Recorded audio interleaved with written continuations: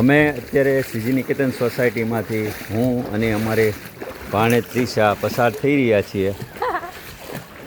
જાણે એક નદીનો પ્રવાહ અમારા સીજી નિકેતનમાં ઘૂસી ગયો.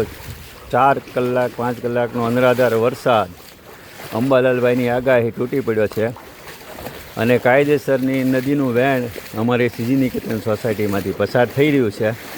સામે જો ગાય પોતાનું શરણ ગોતી રહી છે અને આપ જોઈ શકશો આ વહેણ અમારું લગભગ સતત ચાલુ રહેશે. જાણે કાયમ એક નદી એક પસાર થઈ રહી છે. મહુવાને પાણીથી ધમરોળી નાખ્યું છે. નગરપાલિકા પાસે કોઈ વ્યવસ્થા નથી.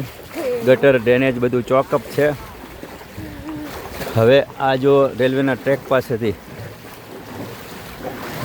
રેલવેના ટ્રેક પાસેના જે ખાડા છે તે ભરાતા ઉપરવાસથી પાણી આવ્યું છે અને આ તમે નદીનો પ્રવાહ અમારા સીજી નિકેતનનો જોઈ શકો છો.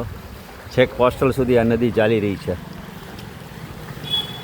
હવે જો અહીંયા તમે જોશો અમારા અહીંયા ગોઠણ સુધી પાણી, ઓહો ગોઠણ સુધી પાણી આવી રહ્યું છે.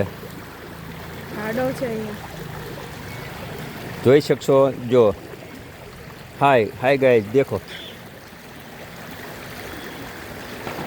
ગોઠણ આ રેલવે પ્લેટફોર્મ પર જવા માટેનો એક શોર્ટકટ રસ્તો હતો, વોરા સોસાયટી પાસેથી જઈ રહ્યો છે.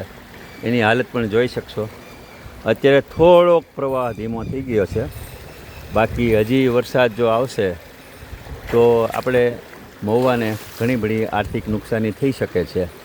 તો નગરપાલિકાના સત્તાધીશો વહેલી તકે ગટર યોજનામાં ધ્યાન દઈ અને સુંદર સેવા કરીને સાચા નગરસેવક બને એવું જનતા ઈચ્છી રહી છે.